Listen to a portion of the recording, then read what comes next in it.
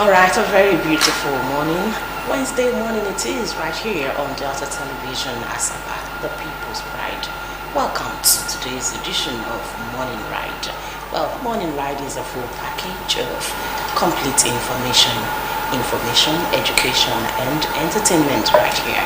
And so on behalf of board, management, and staff of Delta Broadcasting Service, TBS Asaba, Omome Iyaro here, welcoming you.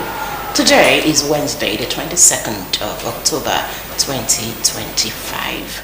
I'm working with Francis Ofule. Good morning, Onome. And good morning, Deltans. Good morning, Nigeria. Good morning to the entire world. Welcome to Wednesday's edition of the program, Morning Ride. It's good to be here today. Sure, it's good to be here. So we'll take you on a very beautiful journey as we kickstart this morning with Street Walk. On Street Walk, Francis, we're looking at the issue of social media. I call it the gift and the curse. Exactly. Well, it depends on how you use it. It can turn out for good for you, or it can destroy what's left of you. That's it. That's my belief. That's it. We've had series of issues arising from the social media. One, it actually informs, is the quickest way to get information, whether fake or true. It's the quickest and easiest way to get information.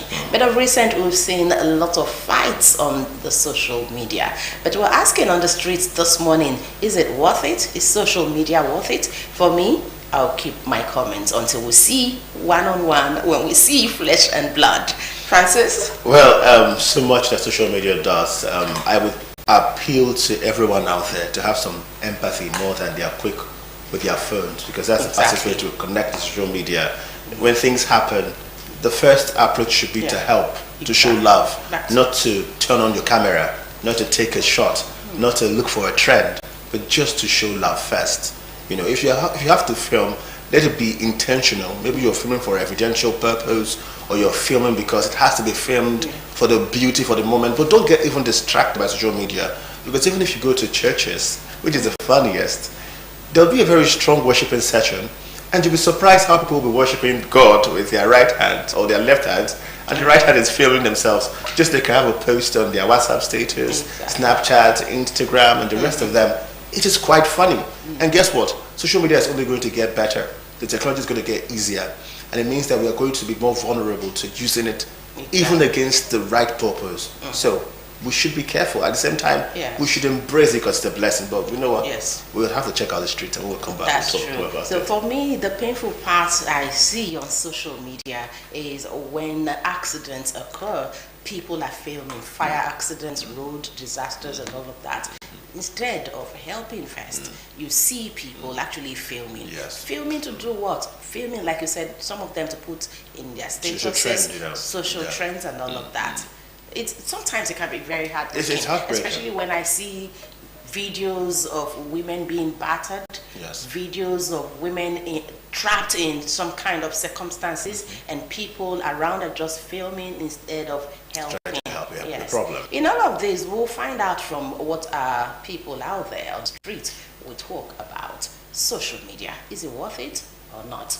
And once we're done with that, we'll take on trending headlines. Yes. There are national dailies will need to look at the headlines in them this morning, being 22nd of October 2025. Yes. Then of course we move back home to Delta State. A lot's been happening in Delta State. I will tell you, since the People's Democratic Party, PDP, moved to the APC, it has been a beautiful journey. So much to talk about. And very recently, Delta State held its major stakeholders APC meeting, and that will form the crux of our conversations in our interviews and of course guests or hosts conversations right here. Yes, I cannot wait for that, because when it comes to the PDP moving to the APC conversation, there's a lot to talk about. True. As regards that, knowing full well that Delta State has been PDP since 1999, and then this year, sometime in April, members of the People's Democratic Party they moved to the APC.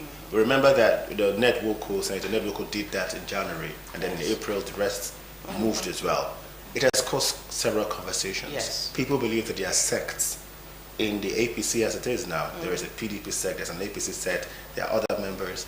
But we need to have that interview to know really what exactly is going on with the party. On the news, it wasn't on the news this morning, where the Commissioner for Works, Railroads and Public Information was having a conversation saying that clearly be of one family, and the governor, the sheriff in town, Right Honorable Sheriff Oborevwori has, really manned the affairs and ensured togetherness. But is that enough, really?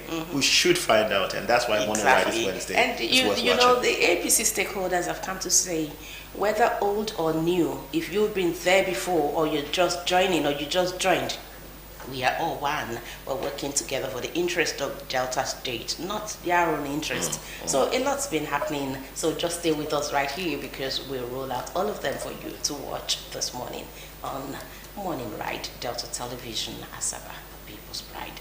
Once again, on behalf of Francis and I, Management and Board of Delta Broadcasting Service, DBS Asaba, welcome to a beautiful world. Good morning. Good morning.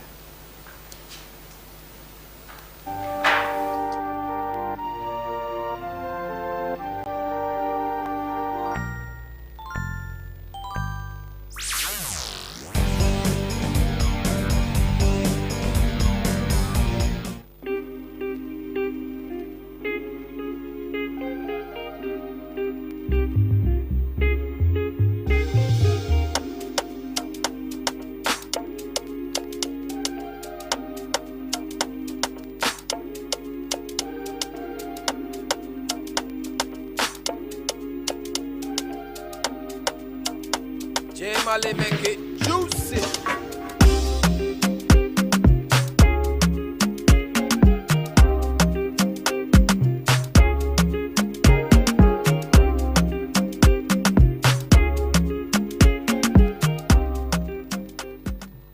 Some say that social media is the greatest tool of our time, while some others believe that it's a major distraction from business and connection to entertainment and misinterpretation.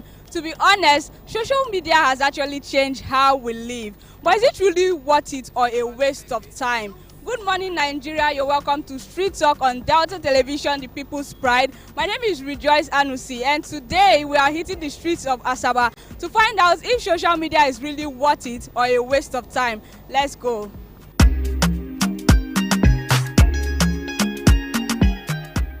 Okay, ma, do you think that social media has actually impacted the society positively or negatively, and why?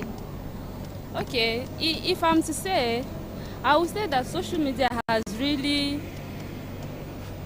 affected the public, because many people get to learn what they don't supposed to, like children now, they see what they don't supposed to see.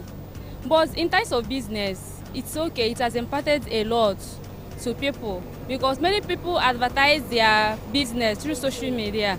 Many people sell, some people don't even have physical shop anymore. It's through social media that they do their business. So based on human being like children, they see what they don't supposed to see online. So if there is a way it can be said that underage should not handle phone, I think it will be better. Okay, thank you so much, ma'am. So do you think that people spend more time on social media than engaging in real life situations with real life people? As it stands now, I think people spend more time in social media more than what they're supposed to do, because social media are becoming something else. Understand that maybe you see, so the way some are even doing in social media, that will even motivate you that I want to do such a thing like this, and you don't know how the person do that thing before you got into that social media. So let me just say, social media has spoiled so many of our youth and so many of our guests. So what do you think about also like the positive side of social media? You know, some people advertise their businesses on social media. Don't you think it's actually still worth it? Well, in the other side, social media is good, but in the other side, some people are making it to be bad for us. Understand? There are some things that we don't need to show in the social media, but now some are even doing it in the social media, which is not good, and it's affecting some of our youth and our guests. So they should create a balance. That's what you're trying to say. Yes, that's what I'm saying. All right, thank you so much. Okay, sir, in this modern age, do you think social media is actually worth it or a waste of time? No, it's not a waste of time. It's worth it. But unfortunately, social media has been abused. The reason it has been abused is that it's an all-common affair, because sometimes I see a lot of persons who don't really understand the importance of social media, dissemination of information at a very quick speed. So when you say an information, maybe on WhatsApp, for example, somebody sends it to you, say forward, and you are quick to forward without investigating whether that thing is true or not. So as a result of that, there are a lot of persons who, because of what they are likely to gain from maybe YouTube and all that, when creation of content, they abuse some persons, create unnecessary tension in the society, and send to somebody, and the person, instead of digesting it to see the veracity of such information, he or she forwards it to somebody else, thereby spreading falsehood instead of actually giving information that are credible enough to actually enhance the livelihood of individuals around the society. That's so true, sir. So talking about social media being a distraction, do you think there is a way people can use social media without allowing it to be a distraction? Yeah, there are so many ways. One of the ways is that the people that are given to promoting social media should also once in a while embark on the education of the people that actually use social media. What kind of education? Letting them know there are a lot of things to gain from social media. If, for example, you are given to online marketing and somebody tells you how to do it, even at pro bono, that is free of charge, and you take advantage of that, you see some youth will be getting jobs without really moving about with their certificate. Somebody should do that. And if you also have a child or you have children that are so young, you don't expose them to social media, because social media is just like a village without door. Anybody can enter and come out. And when you go without a restriction, you may likely visit a village and you find pornography and all that. And somebody will step into such things and they begin to grow with that notion that that is the way of life. In which case, the person may grow becoming a nuisance. Therefore, parents should do enough to actually restrict their children from getting telephones until at a certain stage, even though we cannot control them when they get to school. Yeah. Thank you so much, sir. Yeah. Thank you. Thank you very much. Thank you.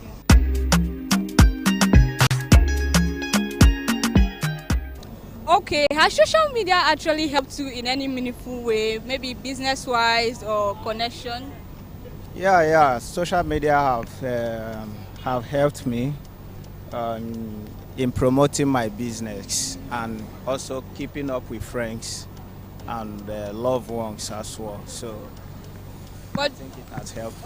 Okay. So do you think, because social media also comes with distraction, to be very honest, it comes with distraction.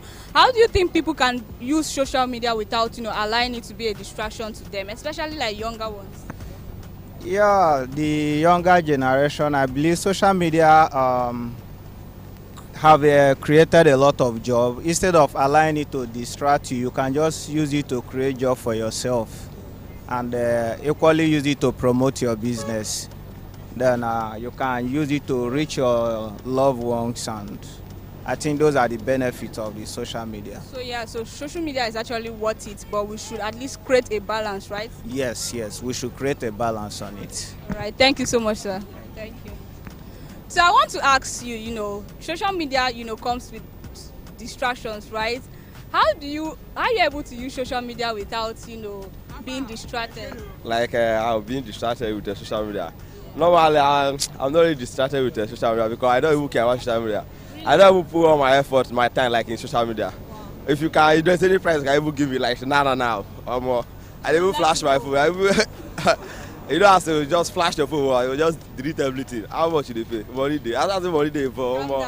Calm down. So do you think, talking about, minus the distractions, there are opportunities on social media, and that's so true. There are connections. So do you think it's not worth it, or you can decide, forget about the opportunities, the connections, I can let go of my social media account?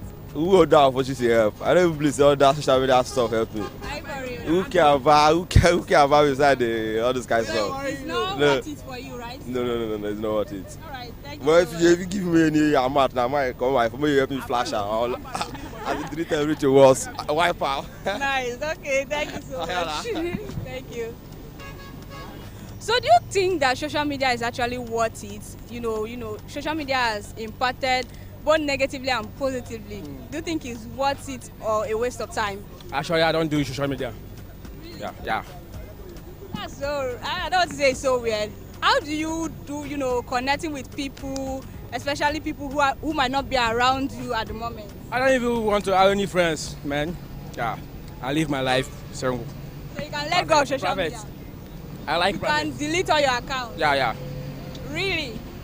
Because I love private. Wow. Yeah. Okay, what would you say to those people who want to make good use of social media, but the distractions? How do you think they can make good use of social media without being distracted? maybe it's their destiny to do social media.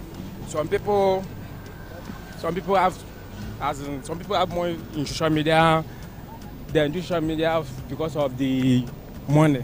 That's what some people do with social media. But for me, I don't like social media. No. Yeah. Thank you so much. The red flag. Okay, thank you so much.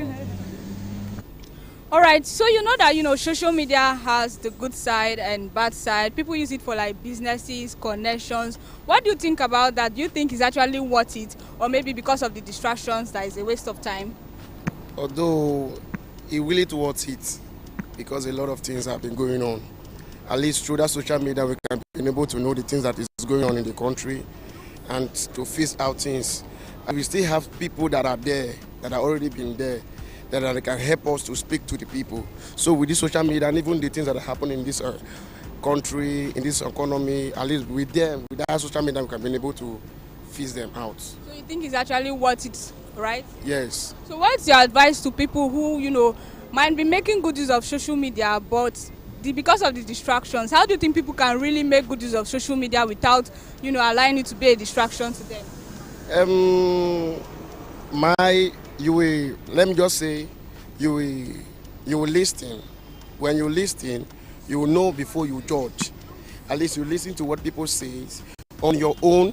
There is something that will speak to you. You will know that of the truth. This thing is true. Yes, at least you will know that you will join. All right. Thank you so much. Thank you.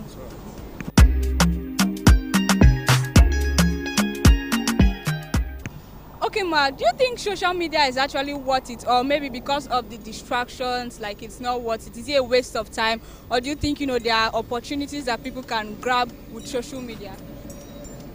It's not a distraction anyway. It depends on what is teaching or what is presenting. Because I know in social media people can learn something like skills. People can be educated on their health, even diet. So it's not a distraction. It depends on what the person is watching in the social media.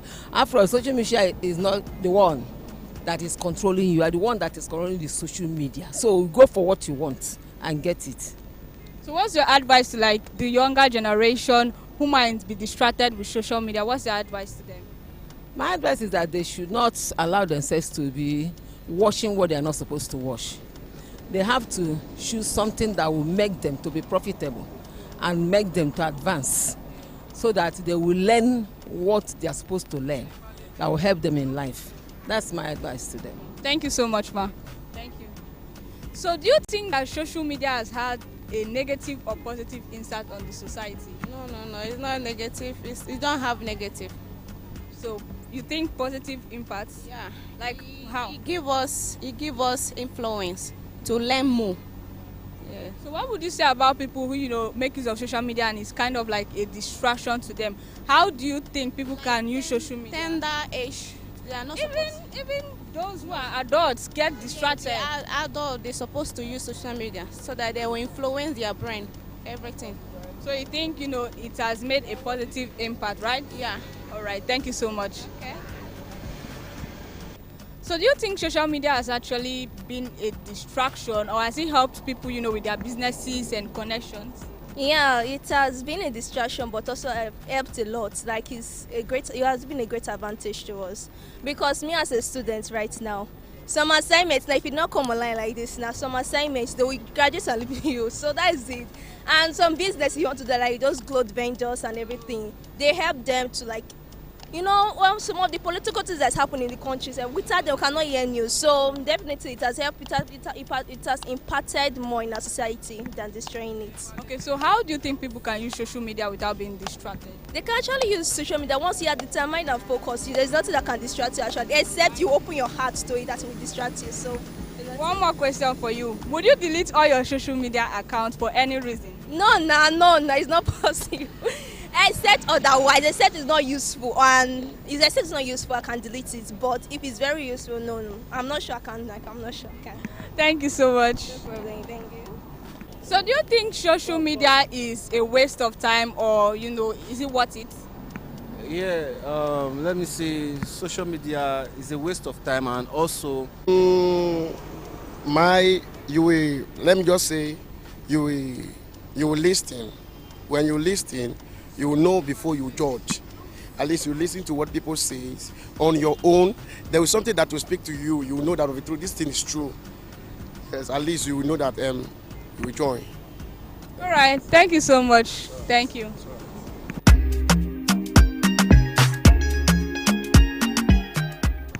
Okay, Ma, do you think social media is actually worth it, or maybe because of the distractions, like it's not worth it? Is it a waste of time, or do you think there are opportunities that people can grab with social media? It's not a distraction anyway. It depends on what is teaching or what is presenting. Because I know in social media people can learn something like skills. People can be educated on their health, even diet. So it's not a distraction. It depends on what the person is watching in the social media. After all, social media is not the one that is controlling you. You are the one that is controlling the social media. So go for what you want and get it. So what's your advice to like the younger generation who might be distracted? My advice is that they should not allow themselves to be watching. Has had a positive impact. Yeah. So what would you say about people who make use of? They are not even those who are adults get distracted. Yeah, they are adults. They're supposed to use social media. So do you think social media has actually been a distraction, or has it helped people with their businesses and connections? Yeah, it has been a distraction, but also helped a lot. Like it has been a great advantage to us, because me as a student right now, some assignments, like if you not come online like this now, some assignments they will graduate and leave you. So that is it.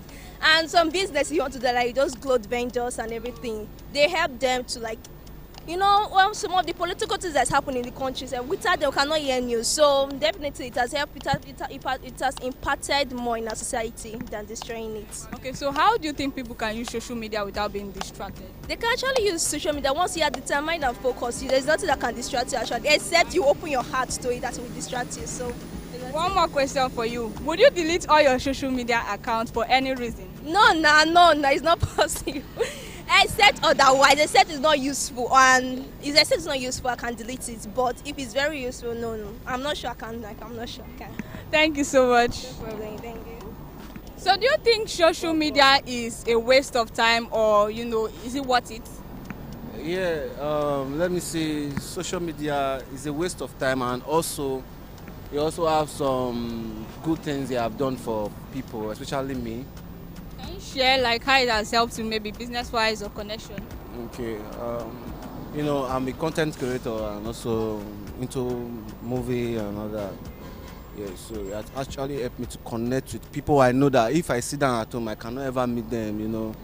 Yeah, so that is it. So, what is your advice to people who are young like you and would like to start doing some things on social media, but they're just like, I don't want to really be distracted? What's your advice to them?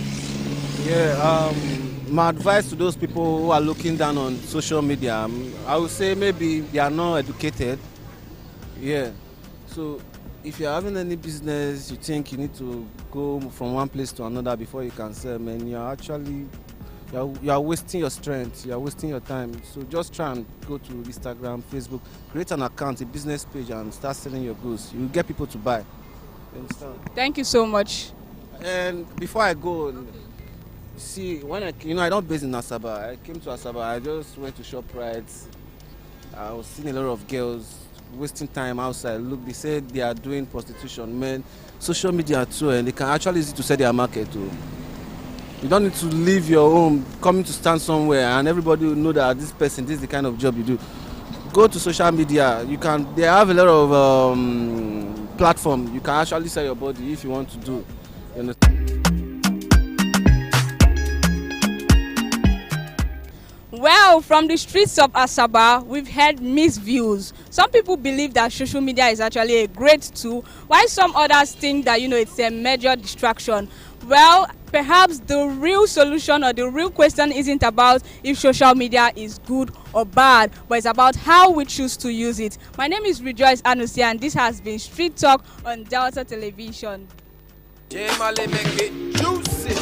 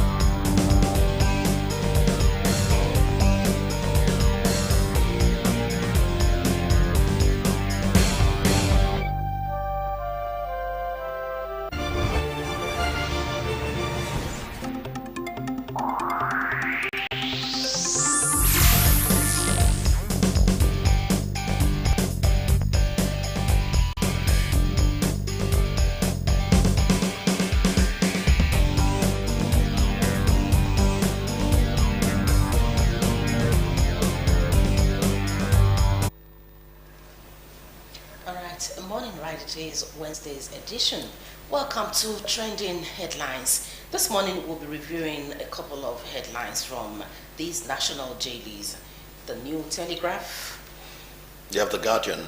The Punch newspaper. The Daily Sun. Daily Times. Independent. Daily Trust newspaper. This Day newspaper. The Nation. The Vanguard. The Vanguard. Okay. All right, the Nigerian Tribune is equally there. All right. New Telegraph, The Punch. I can't wait to get down to this story. Exactly. Okay, so let's start with the New Telegraph. The New Telegraph has this major headline: "We'll go after enemies of our sovereignty," so says CDS. The riders include, says peace, security built through trust, dialogue, cooperation. Sultan seeks support for military, decries fake news. All right. Green Chamber passes bill to amend Armed Forces Act for command structure accountability. All right. You'll find the details of this story on pages 2 and 7 of the New Telegraph. From the top strip, we have telecoms. Major operators cripple MYWO's 8.6 billion naira license market projections. Right? Okay, yeah. The story is on page 25. Okay, it starts from this front page and continues on page 25. Please get the details. All right, rehabilitation. FG plans ASCON's revival connection to national grid. All right. Let's see from on page 2. This story: Shatima, Tinubu building inclusive prosperity through enterprise-driven reforms. Okay. Page 7, we have Rivers emergency rule. Supreme Court reverses judgment in PDP governor suit. On page 3, we have federal government to review air traffic controllers' retirement age to 65. Well, these are the stories we're tracking from the New Telegraph this morning. All right, we have other papers to look at this morning. Let's check out the Guardian newspaper this morning. The Guardian newspaper is up next. Big headline: 5G promise fades as pricey phones services shut out poor Nigerians. That's on page 6 of the Guardian newspaper. The big headline here, by the way. Other stories making the front page: as APC rallies behind Tinubu, ex-minister warns corruption, poverty, pushing nation to edge. Get details of that. The Guardian newspaper. The story is on page 6 of the Guardian newspaper. Other stories making the front page: Senate slams life sentence on child defilement to toughen laws on rape. On page 3. On page 3 as well: don't designate Nigeria country of concern. Kuka appeals. Don't designate Nigeria country of concern. Kuka appeals. On the bottom strip, we have oil sector falters as FIRS pushes government revenue by 31.38 trillion naira. That's on business page 15. OAU students live in fear as robbers repeatedly raid Moremi Estate Hotel. That's in Metro page 8. So go get a copy of the Guardian newspaper and see for yourself these stories. All right, we'll move on to the Punch newspaper.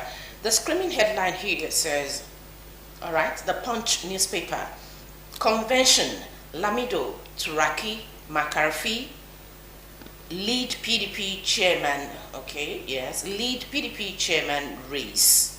That's details you'll find on page 2 of the Punch newspaper. The riders include Northwest PDP set to pick consensus chair as party zoning favors region. Party set for convention. All right, please get the details from the Punch newspaper. From the top strip, we have these stories. Page 25, presidency can clash over Christian genocide claim. Is that 25 or 28? 25. All right, we'll move on to pages 4 and 5. Niger governor mourns as 35 killed in tanker explosion. Niger governor mourns as 35 killed in tanker explosion. Okay, on page 2, presidential pardon. AGF orders multi-agency probe. Get the details.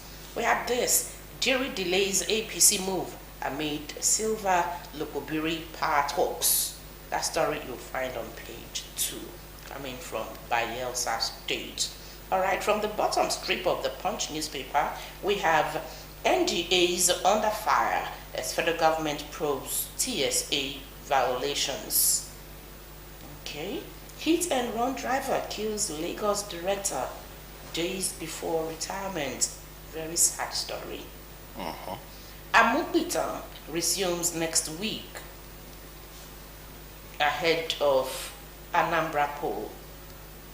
Amukita resumes next week ahead of Anambra poll. Please get the details. Well, these are the stories we're tracking from the Punch newspaper this morning.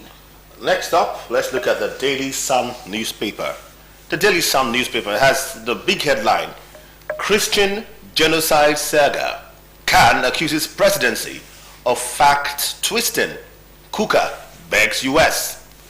That story has been all over the pages of the dailies this morning, and it's right here, the big headline on the Daily Sun newspaper. At the top strip we have protest. Court sends Nnamdi Kanu's brother, 10 others to Kuje prison. Underneath that we have Senate recommends life imprisonment for minors defilers. Let's take out the bottom strip. Supreme Court reserves judgment in Rivers State emergency rule suit. Insecurity.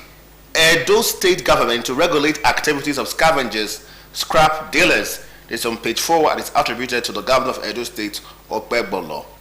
On page 2, federal government's domestic borrowing hits 6.17 trillion naira in 6 months. The rider, over 13 trillion naira to be raised by year end. And finally, on the front page of the Daily Sun newspaper this morning, Reps probe utilization of $4.6 billion HIV TB malaria fund. That's on page 27. And those are the stories making the front page of the Daily Sun newspaper this morning. Moving on to the Daily Independent, this screaming headline, Daily Independent, deadly short courts, the corruption raiding Nigeria's vehicle inspections. Deadly short courts, the corruption raiding Nigeria's vehicle inspections. The story is on the front page of the Daily Independent and continues on page 4. Okay. Page 19. All right, this one from the top strip, 35 fear dead, 40 injured in Niger tanker explosion. This is very sad. The story is on the front page and continues in the inside pages. Senate endorses life imprisonment for defilement of minors. All right, the riders mauls EFCC retaining 2% of recovery, confirms Aminu Yusuf as NPC chairman. The story is on the front page. It begins on this front page and continues in the inside page. All right, on page 7 we have lack of popularity pushing defection governors to join APC. That statement is credited to ADC. Lack of popularity pushing defecting governors to join the APC. On page 6, court sacks Ebonyi local government chairman, councillors elected in 2024. All right, we have Khan faults presidency, affirms Christian genocide. Well, affirms Christian genocide in Nigeria. Khan faults presidency, affirms Christian genocide in Nigeria. The story is on the front page of the Daily Independent. This headline says Tinubu names Doro as ministerial nominee to replace Yowata. The story you'll find on page 7. But these are the stories we're tracking of the Daily Independent this morning. Next, the Daily Times newspaper. The Daily Times newspaper has the big headline here saying defilement of minor. Senate recommends life imprisonment without option of fine. That's on page 4 of the Daily Times newspaper. Underneath that, at the bottom strip, protest aftermath. Kanu's lawyer, brother, 10 others remanded in Kuje. That's Kuje prison. That's on page 2. Senate may approve 2% retention of recovery for EFCC. Ask Commission to publish frivolous petitions. On page 5. On page 11, experts fold 712 billion naira Lagos airport remodeling, warned against hasty execution. Page 10 has this headline: WhatsApp next big shift. Usernames may replace phone numbers. That's interesting. I'm thinking about my username already.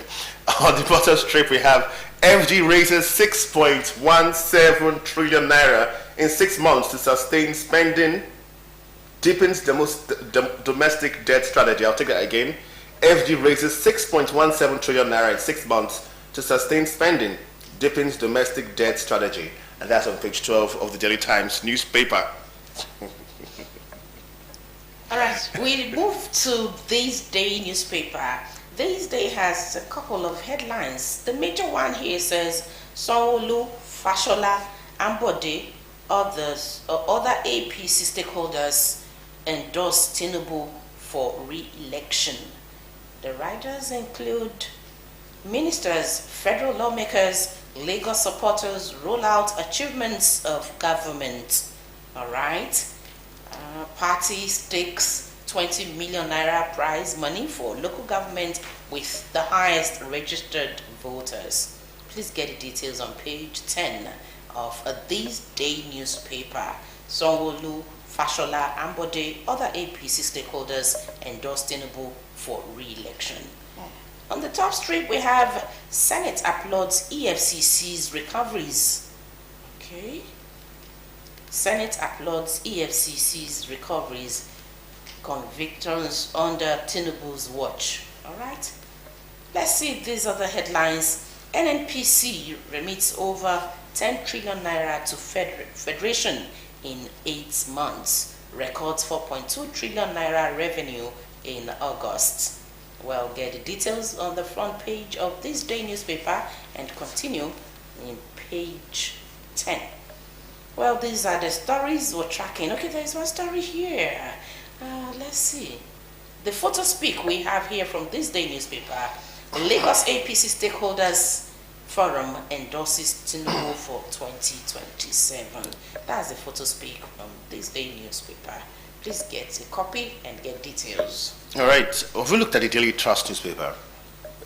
This one, the Daily Trust newspaper is next. And it says, women, children killed in another Niger tanker explosion. That's the big headline on the Daily Trust newspaper. Women, children killed in another Niger tanker explosion. At the top strip, we have Doro replaces Nentawe as minister. ADC secretariat attacked in Ekiti. Party seeks probe. Bauchi creates 13 new emirates. Those are the stories making the top strip. And at the bottom strip, Christian genocide claim in Nigeria false, coming from the Sultan. Don't know if that's of Sokoto, but the Sultan saying that. At the bottom strip, we have 17-year-old boy allegedly plucks sister's eyes for rituals. Knowledge, most powerful tool for a just society, from Saraki. And finally, on the front page of the Daily Trust newspaper, protest. Court remands Nnamdi Kanu's lawyer, brother, in prison. Those are the headlines and the stories making the front page of the Daily Trust newspaper this morning. All right, we can actually look at the Vanguard. Okay. All right, the Vanguard newspaper has a screaming headline. Court remands Kanu's lawyer, brother, 10 others in prison. That's the story has a couple of headers this morning. It says, defendants chanted war songs. Police allege, I am safe, but still in Kuje prison, says Ejimako. That's the lawyer, right? Yes. All right. Then we have Wabara. That's it. Wabara. Yeah. Okay. Wabara demands release of Kanu's brother and others. Well, you can get a copy of the Vanguard newspaper. From the top strip, we have these headlines. 73% rural residents say inflation rate is high, says CBN. That story is on page 20. Okay. It affects all of us Nigerians. Yeah, 73% rural residents say inflation rate is high. On page 9, we have this headline: why governors, others are defecting to APC, says Governor Sule. On page 7, ISWAP plans fresh attacks in Ondo, Kogi, says DSS. Ondo Police CP holds security meeting. All right, on page 8, we'll go after enemies of sovereignty, says CDS. From the right strip, we have court nullifies Ebonyi 2024 local government elections, sacks chairman and councillors. Get the details on page 37. On page 7, we have tanker explosion. Over 30 killed in Niger, scooping fuel from fallen tanker. Tanker explosion. Over 30 killed in Niger, scooping fuel from fallen tanker. Again. Yeah, again. All right, we have this photo speak. Nwoko wife visits Chinese envoy. That's Senator Ned Nwoko wife visits Chinese envoy. That's a very instructive headline there. The picture speaks loud. Yeah, then of course you see that photo. On page 14, why Nigeria should not be designated country of concern, says Kuka. Yes, the writer says Khan fires back at presidency, says Christian genocide real. Please get the details on page 14 and page 9, all right? 2026 WCQ, NFF rolls out plans for Super Eagles playoffs. Get details on page 39. These are the stories we're tracking from the Vanguard newspaper this morning. Let's look at This Day newspaper this morning. This Day newspaper this morning, the big headline here says, Sanwo-Olu, Fashola, Ambode, other APC stakeholders endorse Tinubu for re-election.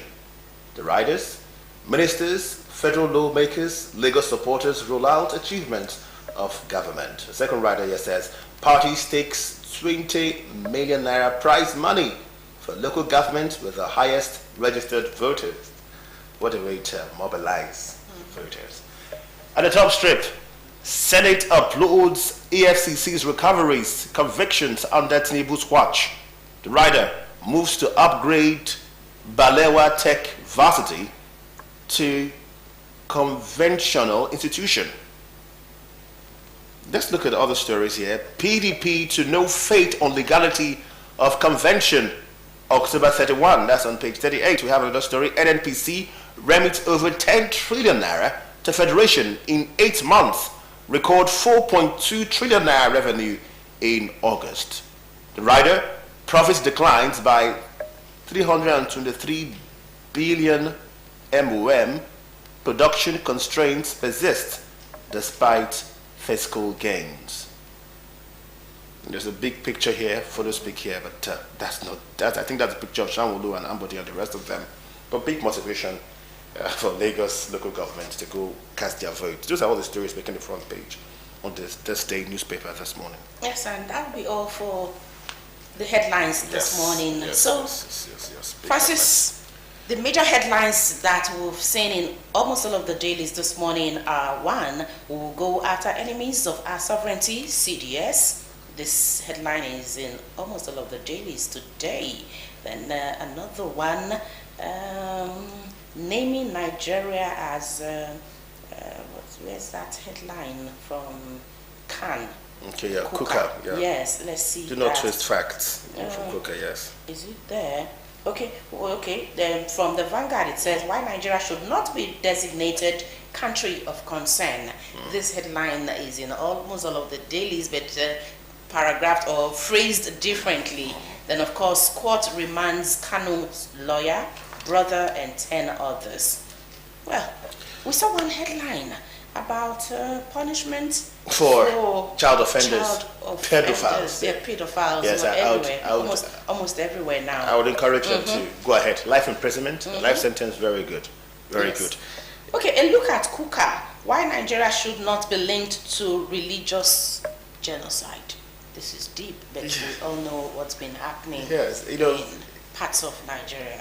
I don't know, maybe the church has been praying, maybe because recently there has been so much conversation as regards level of genocide going on with Christians in Nigeria. And yes, there has been a reaction from several quarters saying that, this is not just about Christians, it's about Nigerians, because if you go up north, you'd find out that even Muslims have been slaughtered, which is fair point, it's valid.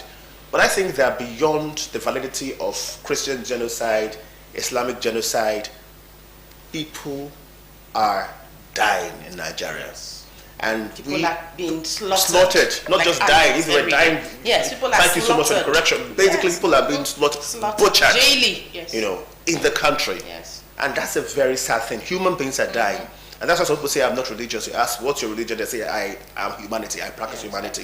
Because people are dying, regardless of whether they're wearing a turban or a cap, whatever they are dressed in, whether they're wearing an Ezimo outfit, they are human beings first. And their blood all run red. They have the white blood cell, the red blood cell. They are humans like the rest of us. They were given birth by a mother, either through surgery or through the natural process. They are being butchered on a daily basis. And that's the first thing.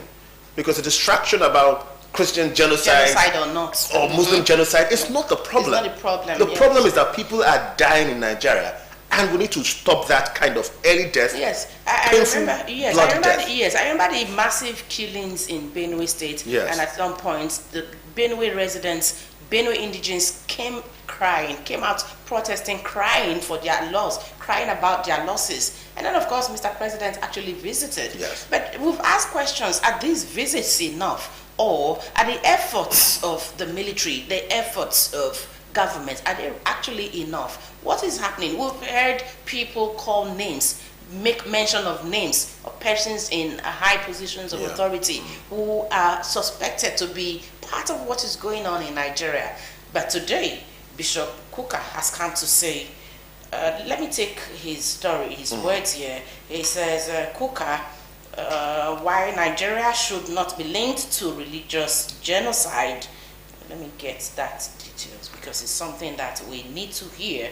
We need support to crush terrorists, not labeling. It says Catholic Bishop of Sokoto Diocese, Matthew Hassan Kuka, has urged the United States not to redesignate Nigeria as a country of particular concern, a CPC, over religious freedom. He warned that such a move would hurt ongoing efforts to promote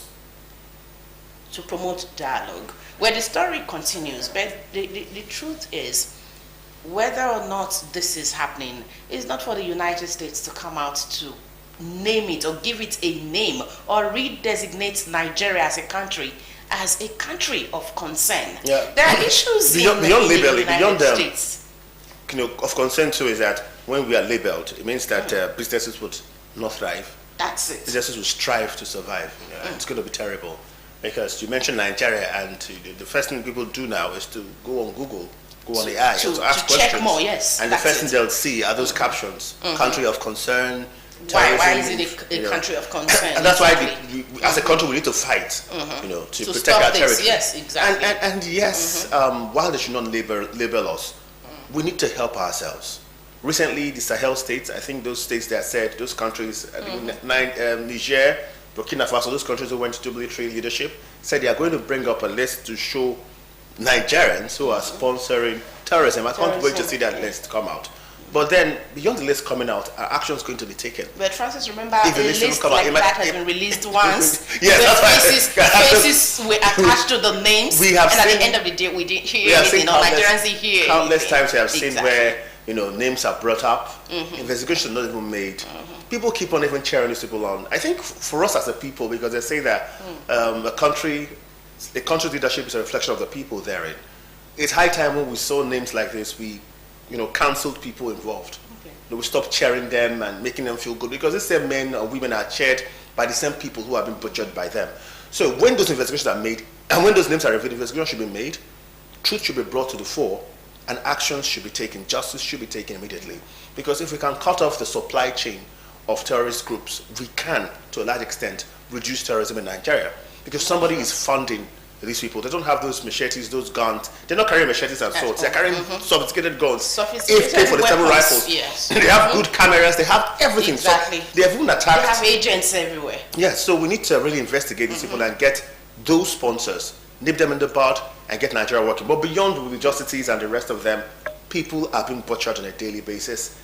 Actions should be taken, else we are going to get to a point where, whether they put our name as name of concern or not, people are going to be concerned about Nigeria. It's not an option. We don't want our name to be there. We don't want that name at all. Country of concern.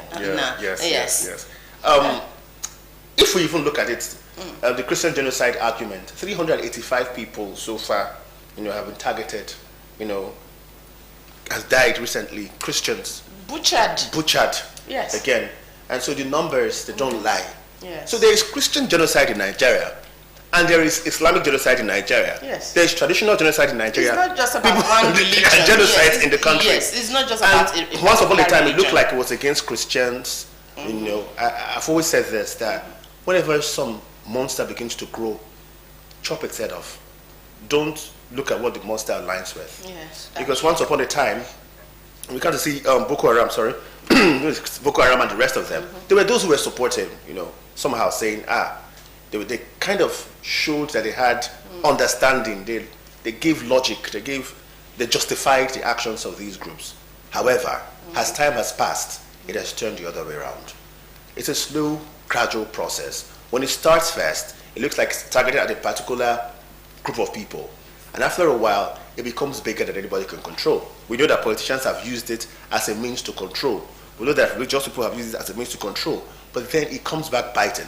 So when it was started to fight Christians, or was started for a political move, it has gotten to a point where it is uncontrollable. And we need to take action. Remember, we've always said this thing about the words of a one-time administrator of Nigeria, where he said that, if terrorism thrives in a country for more than a day, then indeed the government is aware of this. So we must, as a people, be very, very conscious about how we handle this. It means that the government has to take action on its own, nip in the bud all these corrupt practices, all these terrorism practices, and we need to stop it entirely, because it is destroying our sovereignty as a nation, destroying our business as a nation. We've talked about farming and how agriculture has suffered in the country because people can't even go to farms easily. People go to farms and pay tourists before they can peacefully farm.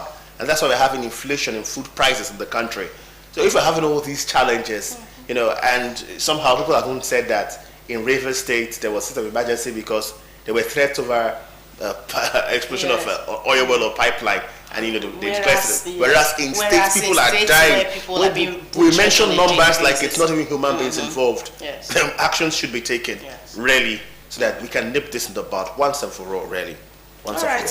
Yes, there is this other headline. We will go after enemies of our sovereignty, says CDS. This headline is in almost all of today's dailies. We'll go after enemies of our sovereignty. And then, of course, we have court remands Kanu's lawyer, brother, 10 others in prison. Well, we saw what played out on Monday. Yeah, we saw what played out on Monday. From that protest, it's resolved into something else that most people have criticized, most Nigerians have criticized. Now it's the arrest of Nnamdi Kanu's lawyer and brother, 10 others too. Yeah. And I watched on television, channels to be precise, where the first PRO, Hundeyi, actually said in less than 24 hours, Nnamdi Kanu's brother and lawyer and the 10 others who were arrested during the protest will be released. They will be released and prosecuted.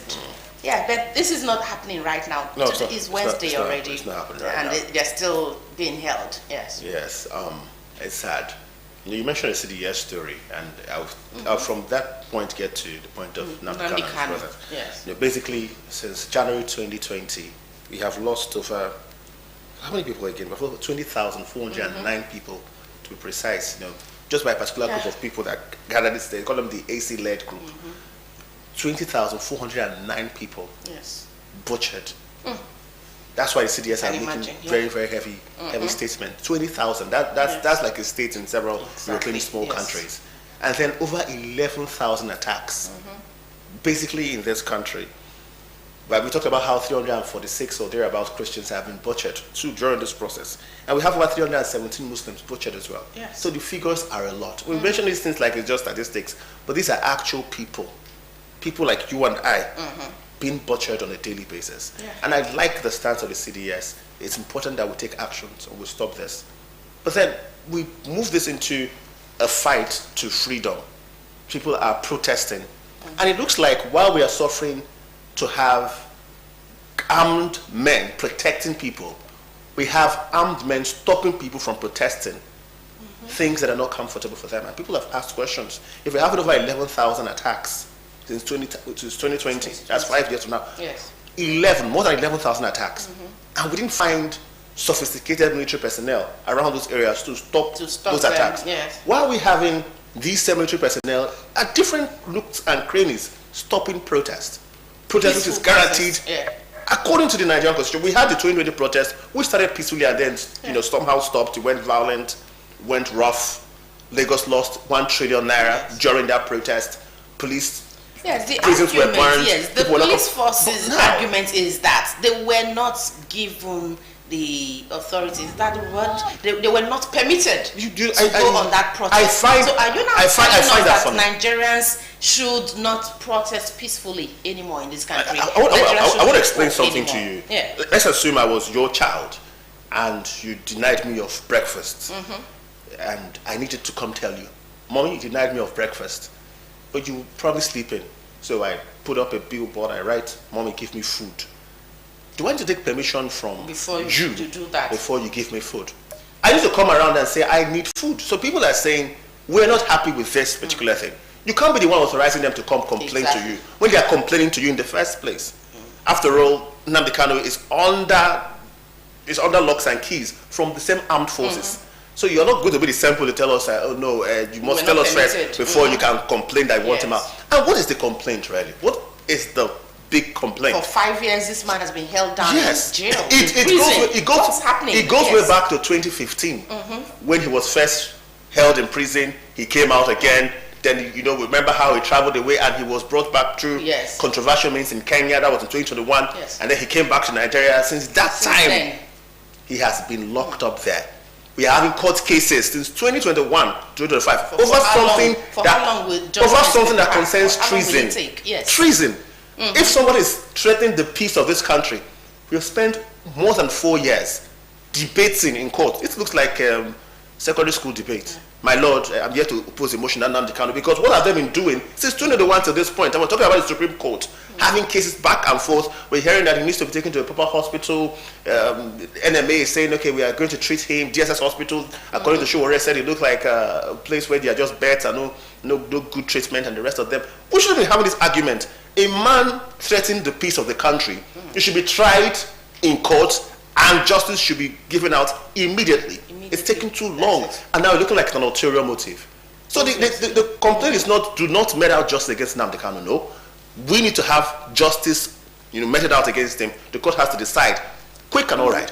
But this delay is bad. And again, like I said, I'll reiterate.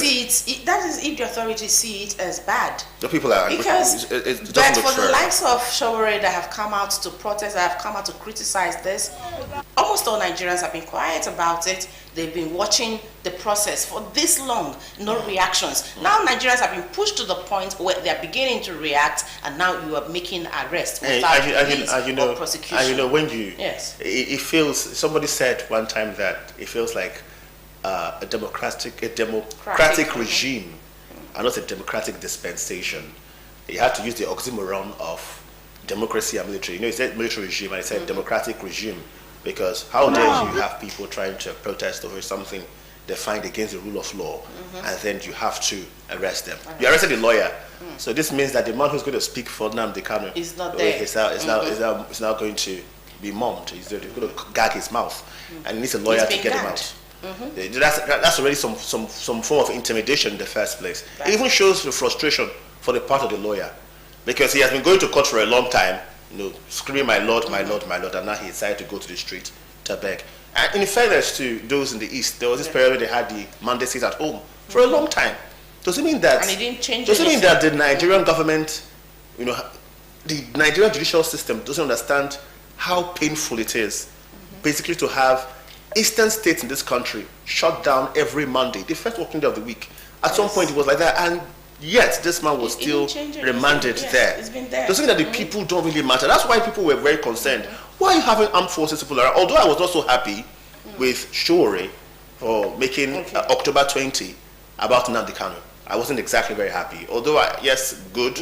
But to me, from my own perspective, October 20 was about the Lekki toll gates, NSAS protest. Remember the role of Sowore during the NSAS protest? How he was trying to act like what revolution next, and people said, "Hey, Oga, go back there. This is not about whatever revolution. This is about NSAS, about end bad governance." We can't forget 2020. He was silenced. They pushed him away. 5 years later, he's out again and making it look like it's all about. It looks like Sowore is getting attention. People even argue that it might even be that Sowore is trying to distract people from some basic reality. But that's an argument, because the fight is going after is even valid in the first place. But how about the woman who tried to drop a bouquet, at the Lekki toll gate on October 20 and was stopped by military personnel? She was stopped, pushed away, shoved away.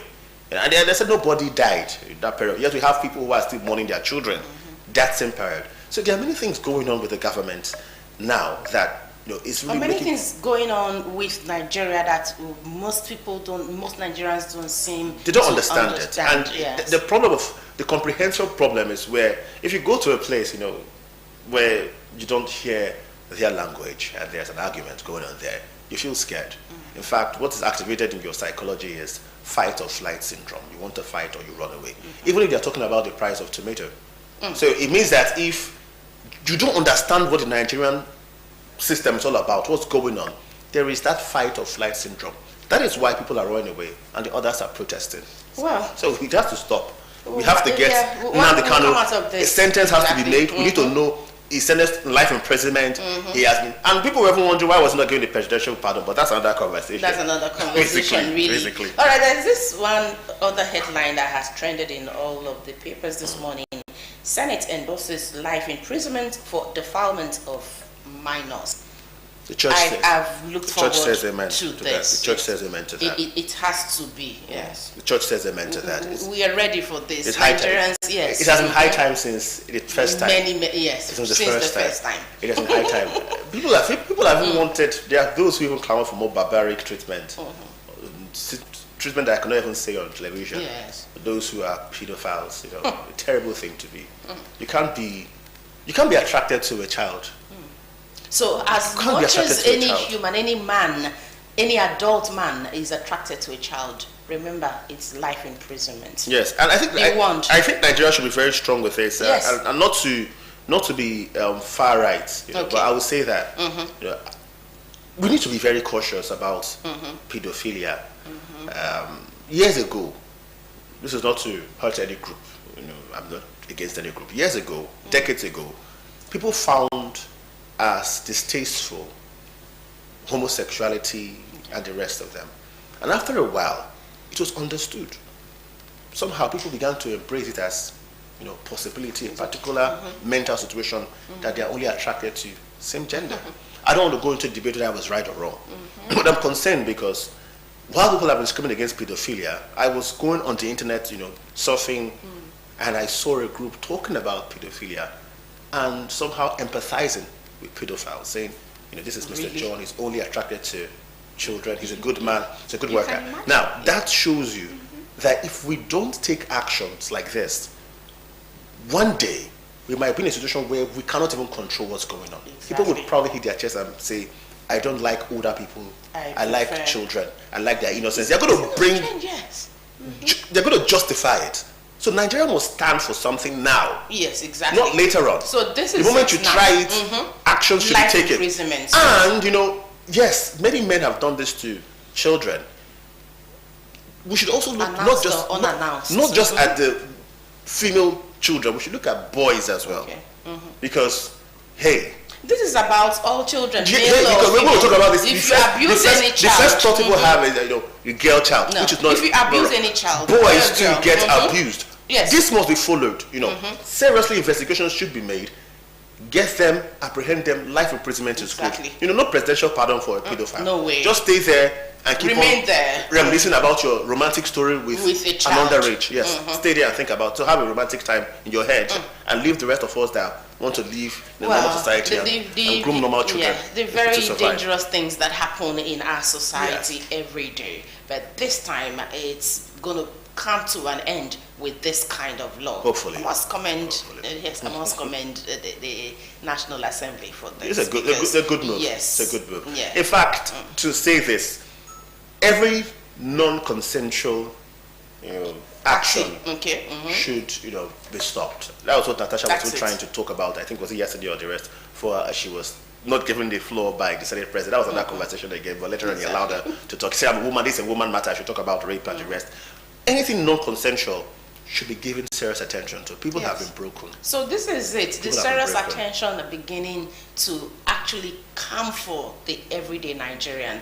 Let's face it as it is. You abuse a child, boy, girl, you are in for life imprisonment. Yes, you are. Yes, and on this note, we'll wrap up trending headlines. Francis? Yes, good one. I'm glad about the pedophilia. So that's the best story for today. Oh, yes. Good action to be taken. And then I want to, again, beg on the Nigerian government, especially the Nigerian judicial system, to take actions already and let us manage this Nnamdi Kanu's issue. Let us put it away from here. Exactly. And then to protesters, be peaceful, really. If you need to protest, but you saw that they were actually peaceful. They were peaceful. Just to beg ahead of time, be peaceful. Because we started 2020 peacefully, almost turned around. I remember somebody when it was hijacked. Somebody was debating with me. We'll move on. It should be peaceful. Yes. So let's be very careful with our protests because it becomes terrible when such protests or such peaceful protests are hijacked by hoodlums. On this note, we'll wrap up trending headlines. Watch out for our next beat right here on Morning Ride, Wednesday's edition. Stay tuned.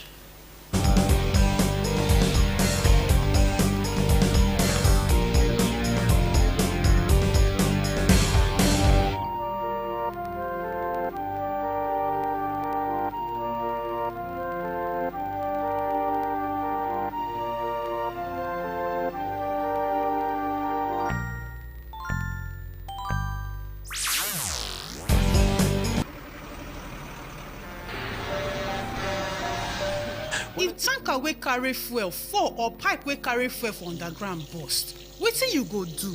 You go begin bae fuel put for your bucket or you go run comot far for where the fire go soon come. Na only small time you get to take this wise decision. Waka comot, no, that one no dey enough. Shift, no, that one no dey enough. Stay there dey gist and take pictures with your phone. That na madness. Run, yes, run comot. Yes, your life depend on wetin you do. The fire go come at once and you no go fit control am. Why? Petrol dey catch fire easily. Why? Na just small spark go start big fire. So no stay there dey think. Run comot quick to save your life. No throway your life away because of say you wan pack petrol. Take this advice. This informate na from Public Enlightenment Office, Delta Broadcasting Service, Asaba.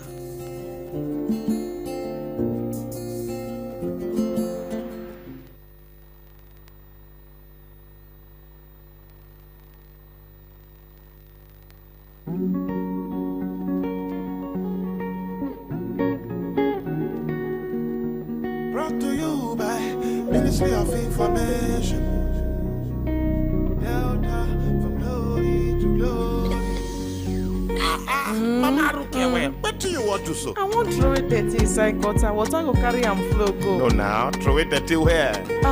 Government go take care of that one now. Who be the government? Now me and you? No be Governor Sheriff. For some months now, Delta State government don dey go round dey clear drainages so that water go dey get free flow. And now our responsibility not to block waterways. Delta, make we keep Delta clean. I see better, it better for you and me. One love, not throw it dirty for street. True, Delta government they do so much to protect Delta from flooding. Some days ago, for our river, Delta government remove silt, debris, substances when they block flow of water, also deepen the water channels to prevent flooding. Now I know why. Take you and I get Delta. Governor Sheriff they do storm water drainages. I see the better for you. Every morning brings a new conversation. From breaking stories to burning issues. From 7:30 to 9:30 a.m. Mondays to Fridays. Join us on Morning Ride, where news meets insight and every voice matters. Morning Ride is your daily dose of facts, truth, and perspective.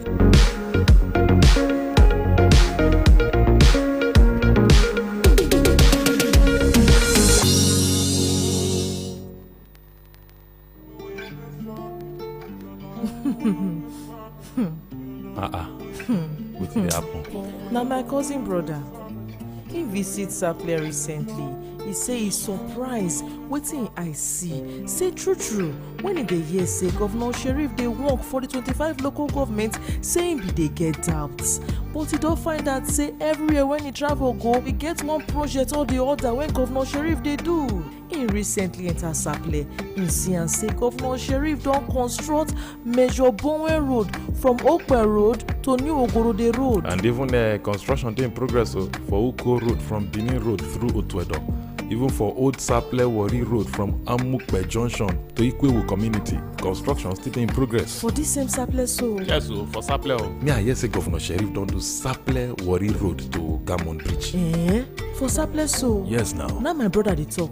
Say Governor Sheriff don do Ororo, Chester and Benjamin Osaregbaje Road. Me I hear say the road where Governor Sheriff dey construct for Benin Road from Green Ekpedi Road for Lipia to Abeke Road, say him go soon complete am. Yes sir. Governor Sheriff, I hear am. as if they do infrastructures everywhere, now so you see they do human empowerment. Governor Sheriff Oborewori don train and empower over 250,000 youths across the state. The commitment of Oborewori to a peaceful Delta is unshaken. The commitment of Oborewori to a Delta that becomes #1 investment destination is also unshaken. His commitment to also ensuring that our people become gainfully employed remains also unshaken.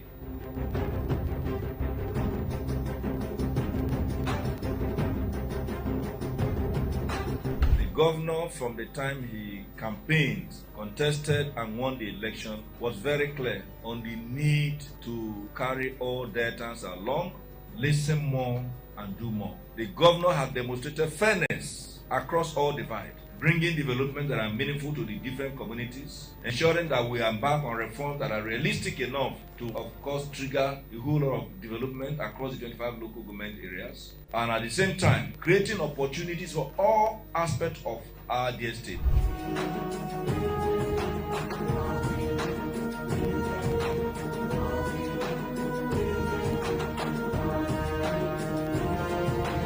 The Oborewori approach to governance is what Nigerians want, and that is what is giving Deltans, and that is an approach that values everybody. So those who want to drag him to one corner and want to foment trouble, Oborewori is not buying that. So perhaps they may need to close shop because they are not likely going to get a customer in Oborewori.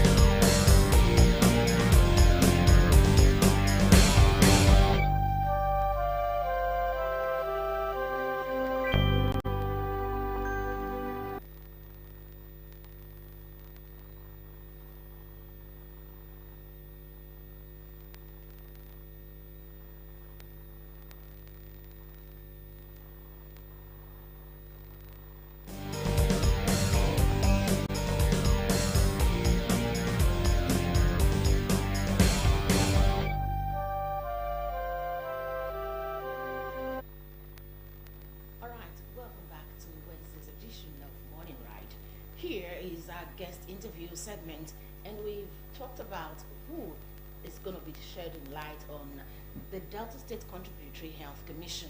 A lot's been going on there, and he's ready to talk to Deltans, to Nigerians, and to the world in general about the Commission's mandate and how far it has gone in meeting the target of the state government, especially as it concerns the more agenda of His Excellency, Honorable Sheriff Oporiwori. So this morning we have joining us the Director General and Chief Executive Officer, Delta State Contributory Health Commission, DSCHC, Olorogun Dr. Isaac Akboveta.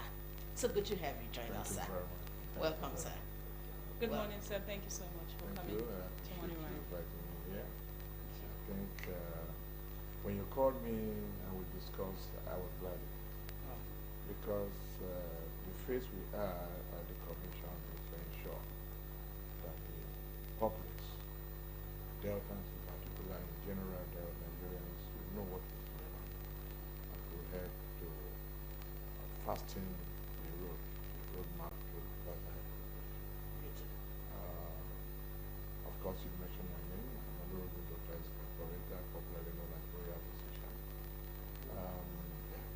Royal Physician. Royal Physician. That's another story for another day. Okay. I'm the Director General of the Delta State Contributory Commission, a health financing organization. I want to say that for the word call.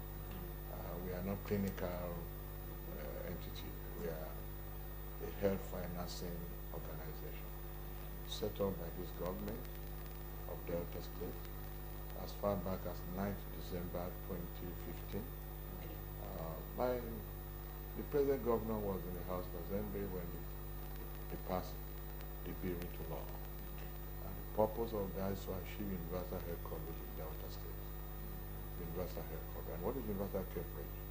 It is a concept of health financing system and care through which everyone in a society, in a community is carried along and ensure that he can receive health care as and when he needs it. Whether he has money or he doesn't have money in his pocket, whether it's distant from a health facility or it's close by. Access, financial access, physical access, and all other aspects, quality access to healthcare. It's a broad, international, worldwide, acceptable approach to healthcare through which every individual, especially the vulnerable group in society, dragged into the insurance net where the financiers care as and when you need it. That is the general concept of the commission. All right, so far so good. How would you say the concept of the commission has been embraced by residents of Delta State in particular, and Nigerians in general? The landmark for that is to say that within a period of 9 years, we have registered 45% of Deltans. 45%, okay. But more than 2.6 million Deltans, resident Deltans, have been registered. And nothing can be more than that to show that Deltans have embraced this concept. And it is a concept that, of course, you must embrace because you know your health is your wealth, and you must ensure that your health. And somebody have offered you a leadway to almost a free health care. Why not? And so Deltans have keyed into it. It's meant for the resident of Delta. I must say that very clearly. Resident of Delta. Hausa, Igbo, Yoruba, indigenous. Once you live in Delta, you work in Delta, you are covered. Okay. You have the right to come into the scheme and enjoy it. Okay. So it has been, Deltans have embraced it seriously. All right. So to what extent has this scheme achieved success since its inception? Like I told you, more than 2.6 million have registered taking care, but almost 8 million encounter. Encounter means somebody walking to the hospital to receive treatment. 2.6 million individuals, 8 million encounter. Number of times you go to hospital, you can go to hospital 3 times in a year. Pregnant women encounter it frequently. It is one of the key plan of the scheme is under 5 years old child And the pregnant woman, from the day she's pregnant, she delivers either by cesarean section. And we have millions of Deltans under the age group of pregnant women and under 5 are receiving care throughout. 8 million of that. It's in health insurance a very high landmark. And that's why we are number 1 in the country, number 1 in the, let me start from South-South, and then number 1 in the country, even in West Africa. We're getting the award all these ones. So all its core lines of health insurance, we have achieved it, and Deltans have embraced it and enjoyed it seamlessly. All right, let me get the specifics of this scheme. Like you rightly said, there's a target for children under 5 and pregnant women.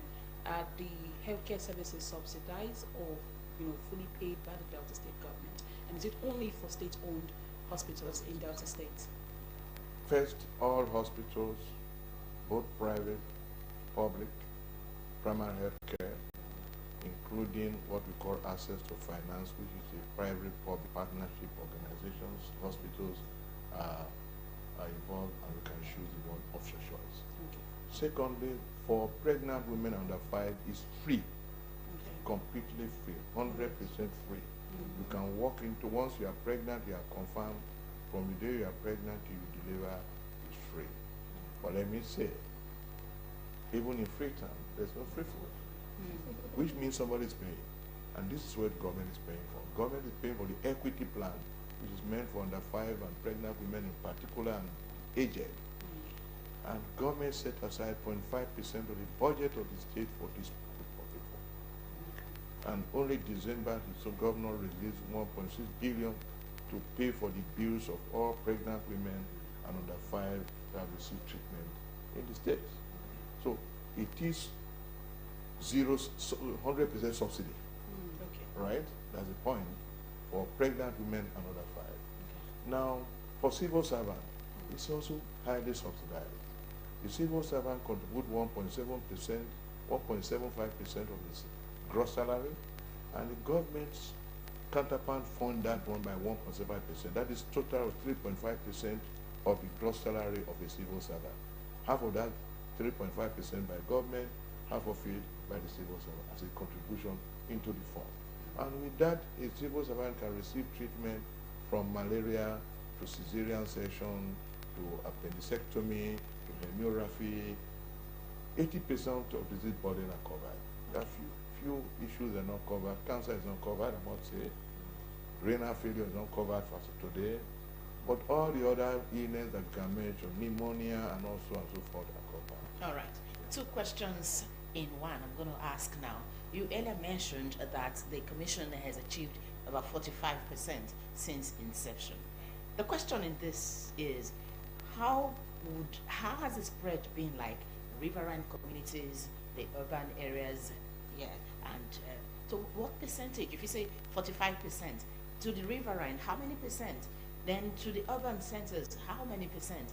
Then in drugs distribution or in attending to different ailments, like you mentioned, from malaria to appendectomy to diarrhea to just mention them, but you said cancer is an exemption. Now, to how much extent, or to what extent do you think medicines are available for treatment? I'm a beneficiary. I partake of that scheme, and I know to a large extent or to an extent there's certain drugs that are not given to you, but they ask you to go get outside. So if you're here telling us that this is it, there are drugs for different ailments, to what level would you explain this? Okay. Population. Spread. All right. First and foremost, all civil servants are in the scheme. And civil servants are spread across the state. Whether you're riverine, there's a civil servant. Whether you're urban, there's a civil servant. And remember, it is civil servant plus his wife and 4 children under 18. So if this one is even in Asaba, his children is in Tapele, the owner is Bobo. So it's widespread. Then pregnant women are everywhere. Whether you live in the rural area, you get pregnant. Whether in the urban, you get pregnant. There's nothing like, it is more urban. But there is what we call hard to reach area. hard-to-reach area in the state. In the riverine area where you have to take a flying boat for 3 hours to get there, in some areas where you need to drive a jeep before you can, or a hill before you can maneuver the sandy and rocky area, the commission have the law permit us to set up facilities in those areas. And for that, we brought a program in 2017 called Access to Finance. In collaboration with Bank of Industry, Pharmacists Foundation from Holland, the commission put together about $500 million. And we loan it to private hospitals, private practitioners, who now go into those rural areas to set up practices, especially in moribund, underutilized facilities. And so we have 18 of these spread in rural areas of the state. In Polobobo, Porozwa, Sandfield, and so on. And with that one, we've been taking care of the rural population in hard-to-reach area. So we deliberately, the law made it deliberate, knowing that Delta terrain, the law was set up from World Goal. Remember, I was a member of the team, a lead in the team that set up, that made the bill, that became the law. Before I became the chairman of the commission for 8 years, and now the DG. So I know in and out of the system. We've done that, and that have done very well. 18 facilities, deliberately selected areas in hard-to-reach areas, and being run by private hospitals, not with public-private partnership with foreign support and Bank of Industry support. So you can imagine the level we have gone. Okay, We've taken care of that. Yes. Now, you mentioned about drugs. The state have a central supply system called DRF, Drug Revolving Fund.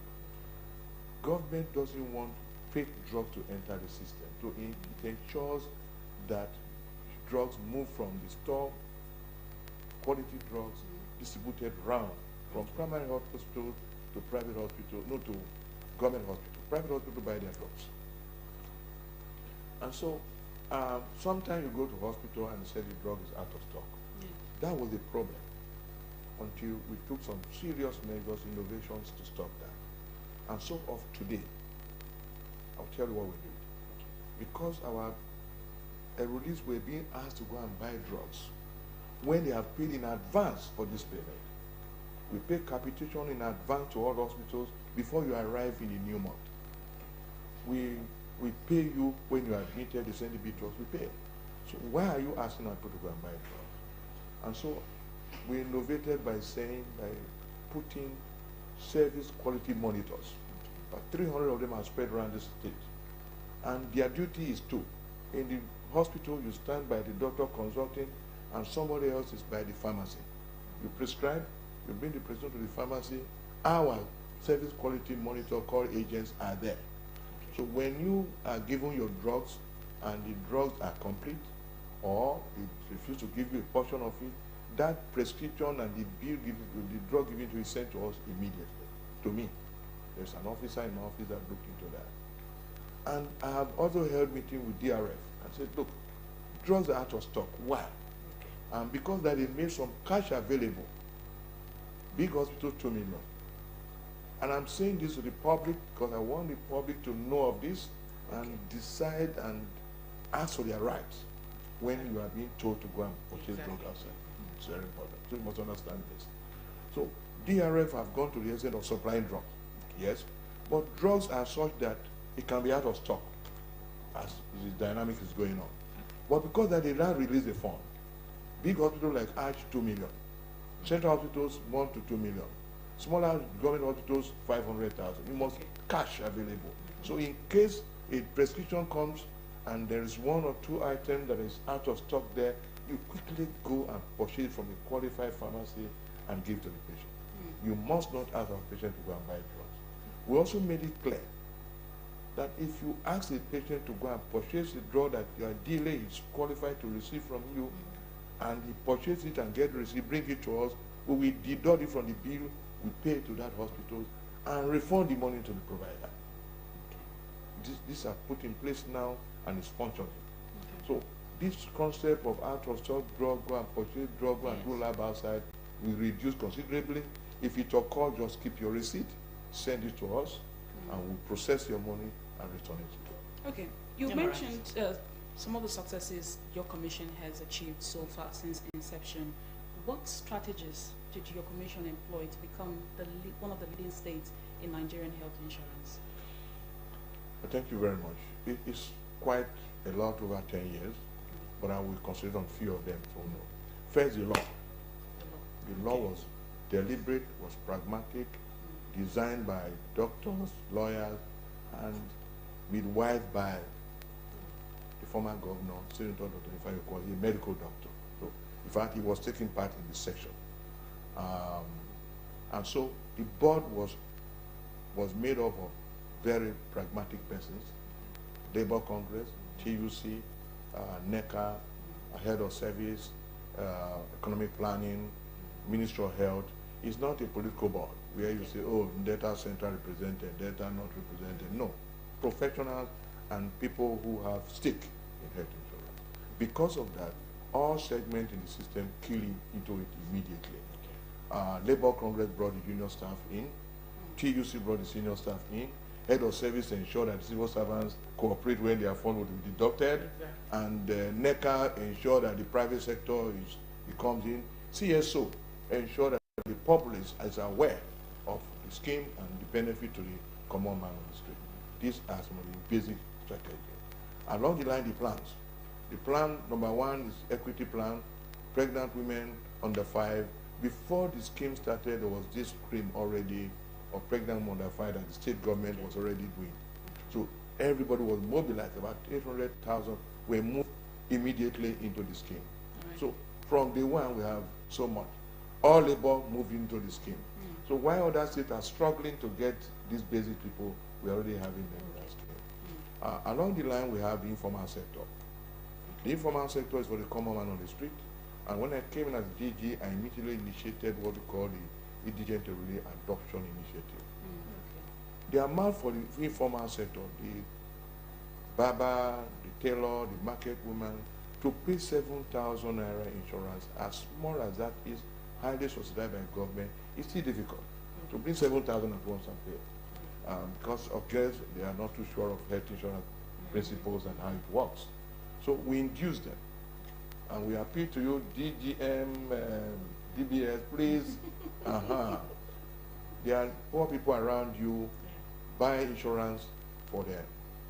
And we cry to the philanthropy society, high network individuals, organizations, to support government. Government alone cannot do it. And surprisingly, the Nigerian call was hard, and a lot of people have been adopted into this scheme. People were buying for 500, they were buying for 200. Only last week I went to here, and somebody bought for 150 indigents into the scheme. All right, we can see. We can see that exactly. That's the kind of thing I go around almost every village, every nook and corner to flagging people into the scheme. And that has brought in a lot of people. Okay. So you just made mention of that's indigents. This is 150. Okay. 150 who were indigents. Okay. So in that ceremony, the Commissioner of Economic Planning was there. Chairman of Internal Revenue was there. And other persons. Yes. Okay. So you've mentioned enrollment of indigent people. How has it paid off so far? Fantastic. Okay. Fantastic. For example, in my area, somebody bought for 1 million pesos into the scheme. 1,000 into the scheme. 500 into the scheme. Okay, so individuals can actually do this. Yes, we have a landing page. Oh, a landing page. If you, I'm sure before you leave, we'll give you our scorecard. At the back of it is a QR code. Just scan it. It will lead you to where you can donate. So we have donation from abroad, from Texas, from Lisbon, from London. People, Deltans abroad have heard about this scheme, and they are very, very impressed, especially the amount that the government has subsidized it and allow it to be. So a lot of indigents has come into the scheme, a lot of them in millions. Okay. I didn't you hold it? Okay. We have a 2.6 million enrollees in this visual that we're seeing now. Is this same Uwe or another place? 2.6 million enrollees, the total enrollee of the state. This is Uwe. Out of 5.9. Enrollees in the scheme, yeah. Okay. Okay. Out of 5.9 million deltans. Okay. You find a fraction of that is about 4 point something percent. Okay. 45%. Okay. That's fine. Now, you made mention of whereas there is shortage of drugs or a particular drug in the hospital for any enrollee, they should go buy but keep the receipts or bring the receipts to your office. How has this message gone down to the beneficiaries? I'm hearing it for the first time. Yeah, I sing it every day. Even yesterday, I was with the civil servants. Okay. So let me complete the question for you. So you just take it from there. And since this started, how has it, your office in particular, how has it been accessible for the contributors to get to your office and send such receipts to you? And how much of these people have been repaid? We have an open door. Okay. All you need to do is send your letter, attach the receipt, and submit it, and it comes to my office, and I mean it to the director of media. Okay. Do you have just hold on? And with that, it is processed. Okay. A woman delivered this in a private hospital, and they said that 450,000. Okay. And we refunded the money. We punished the hospital, and we refunded that money. Okay. And so we've done a lot of refund like that. Right. But recently, we have even gone out. At the moment, we've gone. Audit team went around all the major hospitals, and we've seen a list, even with receipt numbers of money they collected from people, and we are compiling that now without you even sending the receipt. But once we go into the record and show that you pay, we have your record, we refund your money, we call you to come and take your money. As much as how much? And as low as how much? As low as 6,000, 3,000, 1,500. This scheme, you must not pay once you are entitled to receiving it. And so if anybody asks you to pay for card, in fact, yesterday, one of our agents connived and took money from a patient. I took him to the police station in Sapele. Yes. So is that serious? It's as serious as that. We don't compromise with the system. The government have done so much. His Excellency, right from Bushiri, have done so much to ensure that Deltan receive quality care, free. And yet somebody is there trying to play games with it. We won't allow that. All right, you've already answered my question partially, but I still want you to speak more on it. How often does your commission do monitoring? Go around these hospitals, especially the private hospitals, to monitor the activities? Do you have officers stationed there at the hospitals, or do you embark on regular monitoring to know what is happening? Number one, we have a department. You have a department. A department, quality assurance, health services and quality assurance department by a director, owned by a director, and it's a regular thing. Secondly, we can do spot check. Thirdly, we have agents, 300 agents in all the hospitals reporting live daily. Live daily, instantly. You are receiving treatment and you are being charged in, we get the information and we react. If you send it to me, to my officer, I forward it down to the MD and immediately we react. We have realized that life can't wait. You can't go and come back. You must solve the problem almost immediately. So we have agents in all the hospitals, average about 2 in every hospital. And then we also have a team that goes on monitoring, quality assurance monitoring, reaccreditation of the facilities, and then we have quarterly meeting with all the medical directors of the hospitals every year. Quarterly. All right, your commission is doing a great job. This is beautiful to hear. But then what about public awareness and sensitization, like Onome asked? Because most people under this scheme, even civil servants, don't even bother going to the hospitals where they are registered into this because they have the opinions that they won't get the drugs that they need. So if you're saying that as long as you're registered under this scheme, you don't have to pay 1 naira when you go to these hospitals, what about public enlightenment? How often do you enlighten the public? We've done a lot. I've been to this studio, this time radio session of it, severally. If you go to the Facebook, X, Twitter, all of them. Social media handles. We have a lot of things.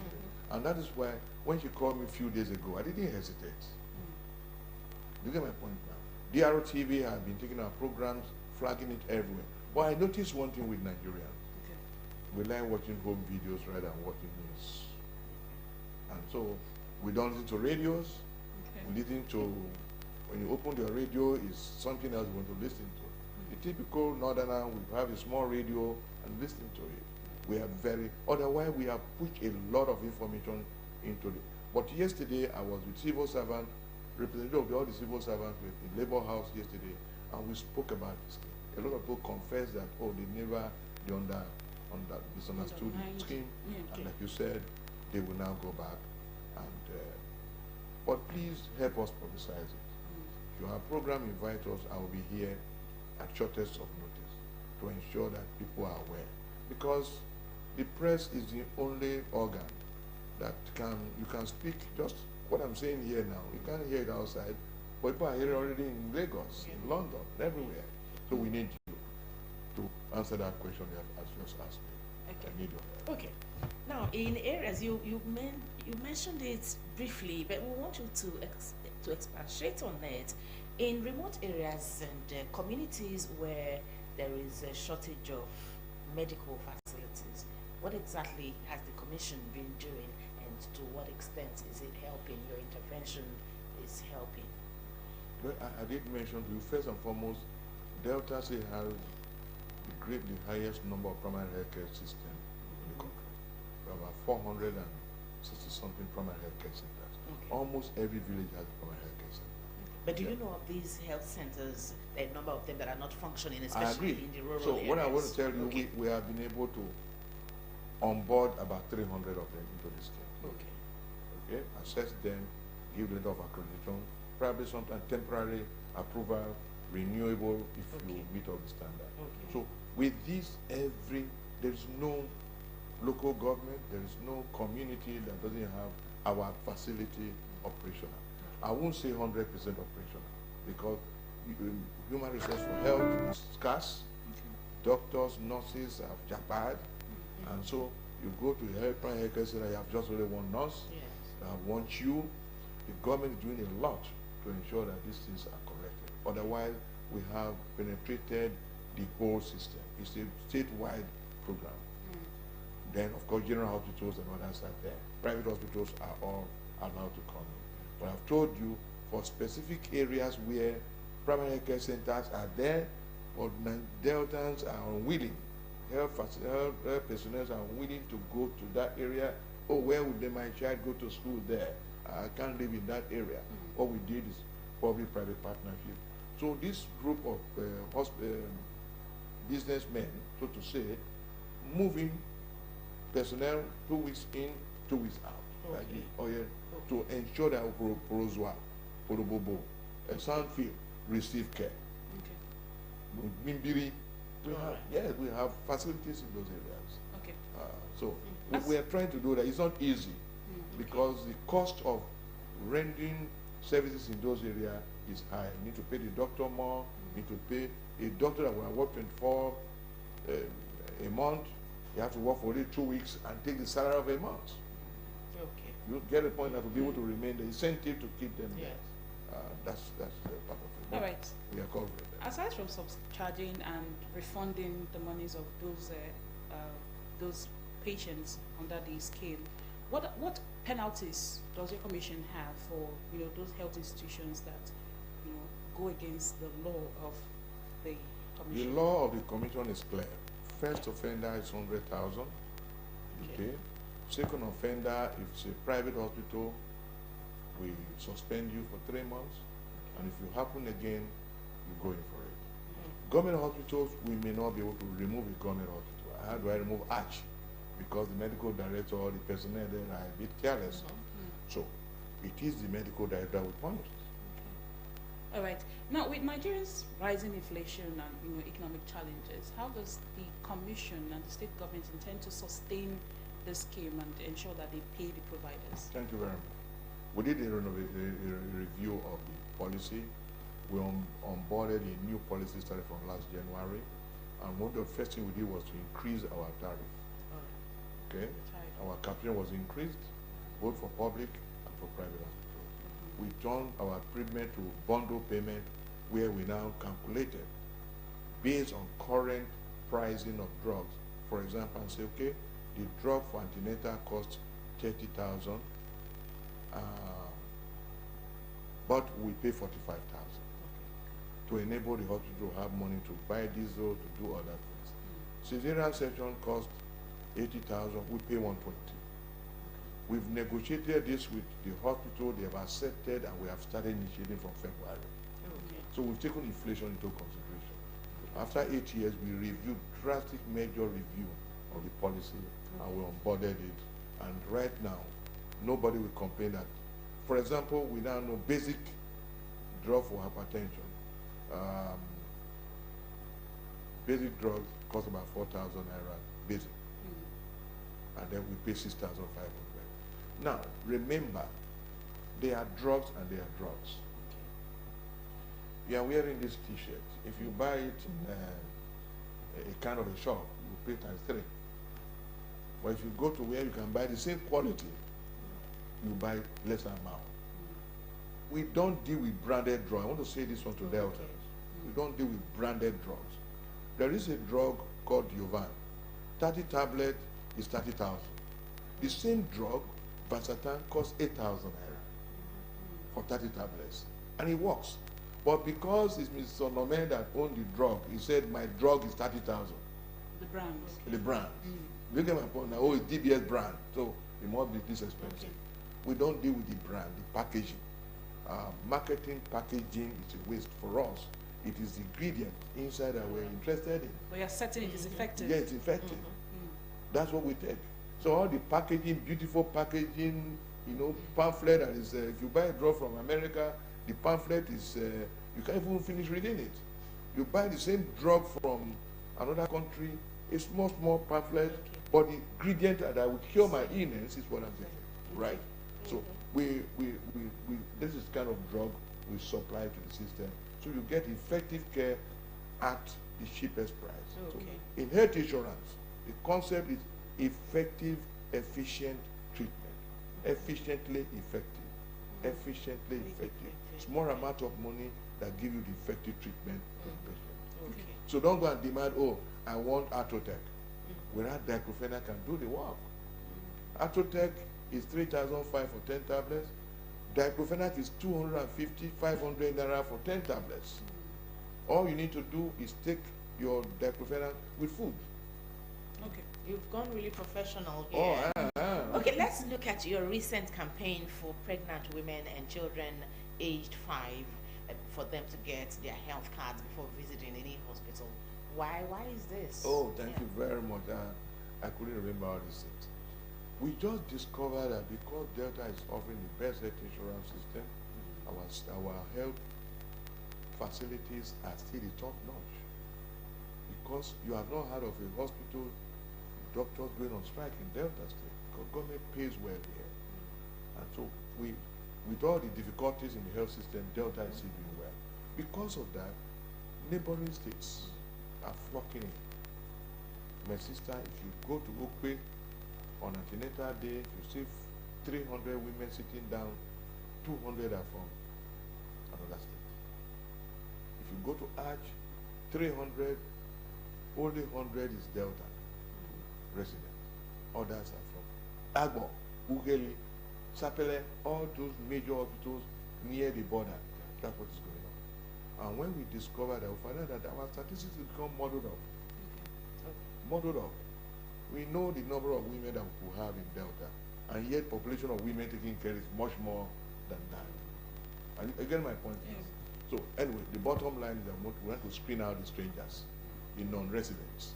And so if you are pregnant and you come to the hospital, please come with your name registered in Delta, or utility bill where you live in Delta, or INEC card where you register to vote in Delta. If you bring this one, we confirm you're a resident of Delta. PIM is free to delivery, even by cesarean section. But if you don't bring this, no. If you bring a child, and what we discovered that women will just wait, those that have multiple cesarean section over the past, and they must have, they will fly from Lagos, stay with their neighbor for 2 weeks, and then walk into the cesarean operation table and say, oh, I want to deliver. And so, but you can't do that now. You must get this registered, you must attend antenatal care in Delta State, evident that you have been coming to clinics in Delta State. Not only one clinic day, the next day you are going for surgery. You are in Itadopa. Okay, so is this not looking or sounding really harsh for a pregnant woman who actually needs this care? My law is that resident pregnant woman of Delta, Okay. not somebody from Port Harcourt who is not living in Delta and coming to take away. Cesarean section costs about 500,000, 1 million in some states. And you come to Delta, you just take it and go away. It's not hard. To Delta, no problem. But if you're not a Delta, not resident in, you can even be a Delta, but you can live in Delta. The law doesn't cover you. It's residence. Okay. Are you getting my point? Now? It's not a matter of how they pay. What you find out now, if you go to Hajj, you will say, I'm from Anambra. Sorry, I don't want to mention state name. I'm from another state. I will pay. I love the treatment here. And they pay voluntarily. Do you get my point? Some of them can pay. So it is not a matter of being hard. It's a matter of following the rules and also protecting the interests of Delta as a state. Residents. Okay, quickly, briefly, just tell us how your experience has been as the pioneer chairman and director general right now. How has it been serving Deltans through this commission? What has been your experience? Well, the end justify the means. If the means, the end today is that Delta Health Insurance Commission is doing well. It's number one in the federation, number one here, number one there. People are flocking in. In fact, you know that the civil servants, once they retire, the next week they come and buy health insurance and buy themselves inside and buy their children, even their relatives into the scheme. That tells you they have enjoyed it, which means for me to have been here for this long, we have done something good. And I won't sing my praise. Let the achievement of the commission determine whether I've done well or not. For her to have been there for 8 years, and then the His Excellency, right from Bushari for find me fit again to come back and run as a DG. An unusual thing, DG to, the chairman to DG. It means I've been doing something. And I love my job. My job, I'm a medical doctor for the 2 years in practice.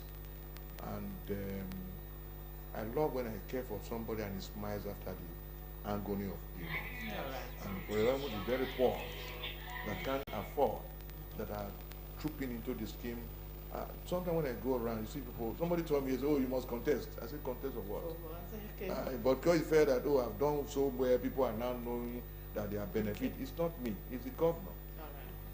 I'm just a tool to be used. The governor have done so much, provided the money, political will, advice, and things are working because the governor is supporting us. So make your vote available to the governor for what he has done for Delta. It's a campaign, right? Yeah, why not? Okay. See, let me tell you the truth. Government doesn't look for cash profit. The profit of government is that a man receives treatment and he smiles at everything. Even it costs government to borrow money to treat that man, right? A man, I came from Ogele yesterday and I drove through that beautiful express now. And as I was going, I was praising and praying for the governor. My children came from abroad and we come and say, also we have this kind of road in Nigeria. Exactly. Do you know my point now? And I know what it costs the governor and the government, right? So it is the end result, the people's happiness is the profit of government. And for that, government, people must reciprocate and appreciate government. Appreciating government, you know how you appreciate the government. I mean, yes.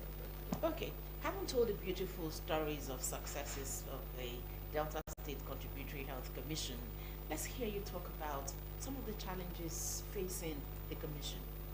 Yeah, before that, let me tell you the innovation we have put in place. Okay. We have redesigned the capitation system. We have put what we call a bundle payment system in place. We have had what is facial recognition. You go to the hospital now, you don't need to write your name down. They don't put this phone on your face. Like you want to open an OPay account. Yes, and I've been wondering why they've been doing it. Yeah, you smile and they know it, and it hits you, and it goes to our database. We have a mandatory registration of pregnant women And before we don't have the data of these women, they just come treatment and disappear. But now we have a record of them in the system. We have SQM, Service Quality Monitors, ensuring that you receive good care. To receive the plaque of honor as the Health Insurance Ambassador of Delta State. His Excellency, Right Honorable Chief Dr. Elder Sheriff Francis Orupuedo Oborowori JP. This gathering transcends ceremony.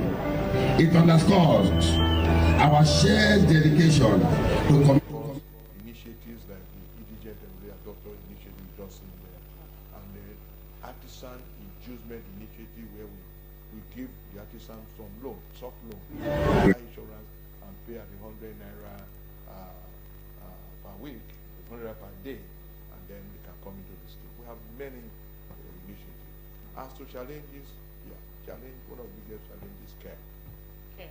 We are not happy so far with the services being received by our people at the hospital ends.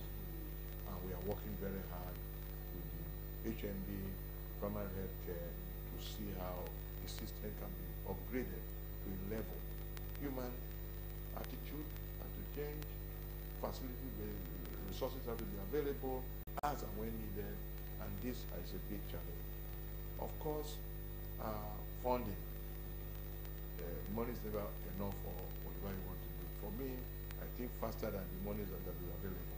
So we need funding. Governor is doing very well for us in that area, and is giving us regular inflow of funds. Of course, internet is a problem. Some areas are not internet compatible, and we are going ICT. So it's a bit of a challenge. Otherwise, we are doing well. You're doing well. All right, putting your commission in perspective, 2 years from now, short term, 5, 10 years from now, long term, what are the things you want to see in the commission? The ultimate of the health financing organization, health insurance agency, is to achieve universal health coverage. And what that means is that 80 to 90% of an enclave is registered into health insurance. We've hit 45%. At the end of this tenure, 2 years from now, we hope to hit 60%. And by God's grace, with the governor going in second tenure as God will permit it, and I don't know where I will be, but whoever is going to run it again, in the next 4 years again, we hit 80%. So I'm looking at Delta in the next few years to meet the United Nations demand SDG 3 that we must have universal coverage in the population. If we achieve that, I'll be happy man. All right. What measures are you putting in place to ensure that persons living with disabilities are not left behind in this scheme? Oh, they're not left behind. First, sickle cell is registered in the state, across the state. Especially was powered by the former Her Excellency COA. Recently, she just paid some money to bring some more to the scheme. That's subsidized rate. We have registered those with disabilities into the scheme. I personally registered about 500 of them, paid for them. With physical disabilities? Yes, disability, cripples and so on and so forth into the scheme. So, people dealing with HIV, we have registered into the scheme. So we're not leaving them behind at all. In fact, they deserve, that's where the equity plan actually meant. Okay. Now your last word to residents, to everyone who is enjoying the services of the Delta State Contributory Health Scheme and those yet to enroll in the commission. First, if you're already registered into the scheme, ask for your rights. I don't want to miss that. Go to the hospital, nobody should ask you to pay for card, pregnant woman, under 5, informal, formal sector, anybody. The card has really been paid for, right? So nobody should ask you. If the drugs are available and they politely tell you, oh sorry, this drug's not available now, come back tomorrow, or if you can buy it, purchase it. If you do that, bring the receipt to us. We'll take care of that. And in general, I would say, please embrace this opportunity. 7,000 naira just to register your name. Government is doing the rest. Pregnant woman, nobody, we don't want any pregnant woman to have problem during the week. You know, anyone can have a pregnant if you're not careful. So, Deltans, please join the scheme, come and register. Those who have free, I'm surprised that under 5 that is free, the mothers don't come until the child is convulsing. Please don't work when the child is convulsing. Come and register when the child is playing football and is strong. That is when to register the child. So when he becomes sick, you would be seamless care. So Deltans should embrace the scheme. It's a good thing government has put in place to ensure that you are good health as well. Beautiful message. All right, we've been talking with the Director General, Delta State Contributory Health Scheme, Honorable Dr. Isaac Akpobeta. Well, he's shed light on so many areas of the Delta State Health Commission that you may not have known about. For us, is a big take-home. For you, I know that you've learned so much. And then, for those who did not follow us, why not do so at our social media handles at Delta Television, Asaba, the People's Pride. A lot's been said this morning, and we hope to keep everything that's been shared with us this morning by the Director General of the Delta State Contributory Health Scheme to take the message to everyone in our sphere of contact so they know exactly what the Commission has been doing and what it is doing, and subsequently what it will be doing. Long and short term, he has told us exactly what the Delta State government will be doing through the Delta State Contributory Health Commission. Well, the interview drops right here, and we want to say a very big thank you to Honorable Dr. Isaac Akpobeta. You said AKA Royal Physician. Oh, beautiful. Honorable, thank you very much. I must thank you for this opportunity to talk to me. I would like to be here. In fact, people want to hear my voice on this issue, and I would like to be here as frequent as possible, so that Deltans will know the government is doing wonderful, and for their own sake, we'll get things done. And I hope you have a card. Sure. Thank you very much. Thank you, sir. Thank you so much for coming.